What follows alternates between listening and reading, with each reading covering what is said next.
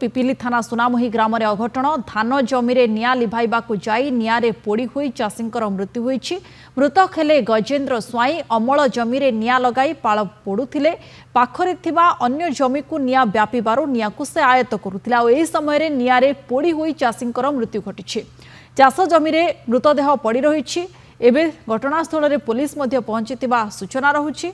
तेबे ये मृतकों परिवार लोक स्थानीय अंचल लोक ए घटना को लेकिन संपूर्ण भाव में दुखरे भांगी पड़ती जे जड़े चाषींकर एपरी अघटन मृत्यु घटुछि और निआरे पोड़ी हुई तांकर मृत्यु घटी। जितेबाला निआ व्यापी से लिभाइबा चेष्टा करते निजे आयत्त करने चेष्टा करुले और निजे पोड़ी हो जाते। अन्य जमी को निआ व्यापी जाइथिला बोली कहुछि। गोटे जमी जितेबाला से निज जमी रही पाळ पोड़ुथिले निआ को आयत्त करने मुस्किल हो पड़ता पक्षरे एवं निजे जितेबाला पोड़ी हो जाते परवर्ती समय मृत्यु होता कहुछि। सही स्थान में जमी दीर्घ समय धरी मृतदेह पड़ी रही। एवं घटनास्थल में लोक खबर शुणी से स्थान को धाई पुलिस खबर पाई सेठारे पहुंची कौन तदंत करा जाउछि पारिपार्श्विक स्थिति को नहीं प्राथमिक तदंतर कौन जना पड़ुछि समस्त नजर रही पुलिस से कौन तदंत करी खुलासा करुछि। किंतु अन्य जमी को जितेबाला निआ व्यापी जाइथिला से समय चाषी जनक चेष्टा करते निआ को आयत्त करने किंतु दुखर घटना होउछि निजे से पोड़ी हो जाइथिले जाफल मृत्यु होइछि। चाष जमी मृतदेह पड़ी रही सूचना। अधिक ए संपर्क में सूचना पाई पिपिली रिपोर्टर संजय कुमार प्रधान आम सहित जोड़ी होती। संजय वर्तमान सूचना कौन रोचे पुलिस पहुंचवा पर पारिपार्श्विक स्थिति को अनुधान करने जे कौ कारण मृत्यु होइछि निआरे किपरि से पोड़ी होइगले एवं शरीर केते प्रतिशत पोड़ी जाइथिला। निहती भाव में देखु जो ये जो सुनामुही जो घटना जड़े धान जमी जड़े चाषी पोड़ी मृत्यु घटनाटी अत्यंत एवं दुर्भाग्यजनक और संवेदनशील घटनाटी जो यही कथाटी प्रचार होती जो सुनामुही गाँव में देखो ग्रामवासी कथा कहतु अन्य कथा कहतु जो मृत चाषी गदरेज रही समस्ते आसी निकट आसी रुंड होती।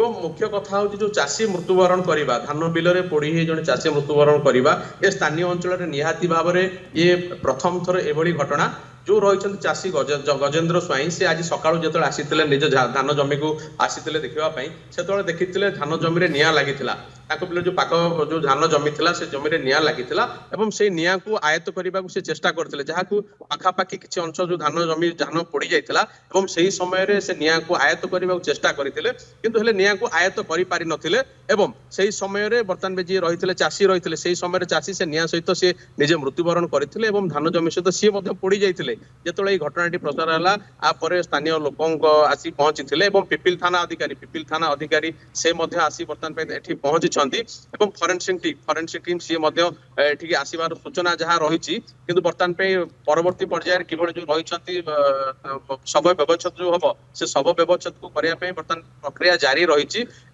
जो लोक मैंने रही स्थानीय लोक मैंने जेहेतु जे गजेंद्र से केवल चाष उपर निर्भर कर चलती कुटुंब प्रतिपोषण करती धार कर्ज कर चाष करते जो सी किभली भाव में सरकारी सहायता मिल किभली भाव में क्षतिपूरण जीव ए नहीं स्थानीय लोक पक्षर गोटे दाबी उठी।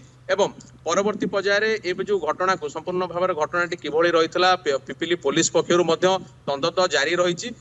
जो घटनाटी गोटे प्रचार है चाषी जड़े धान जमी मृत्युवरण करवा दुर्भाग्यवश पोड़ी हुई मृत्युवरण करवा ये निहाती भाव में गोटे सारा राज्य चर्चार विषय पलटि। यही घटना पर स्थानीय अंचल कथा कहतु घर कथा परिवार कथा कहतु गोटे शोकाकूल परिवेश जारी रही। आपको नहीं किभली भाव में जो रही चाषी किभली भाव में क्षतिपूरण दि जापर अन्य जो चाषी मैंने आप जानी जो चाषी कथा कहतु दैव दुर्भाग्य कथा विभिन्न कथा कहतु चाषीर मेरुदंड को आसिक भांगी दिए एथर भल फसल होता जे गजेंद्र रही मन खुशी रही किंतु हेले ए जो निआ ए जो चाष जमी निआ लगी केवल ये साधारण निआ नथिला जीवन नेवा सहित परिवार निआर छारखार हो जाइए। तेणुक किभली भाव में सरकारी सहायता दिज्व ए स्थानीय लोक पाखर दाबी किपरि सहायता प्रदान करा चाषी मृत्यु हो सारी परिवार लोक सहायता प्रदान करा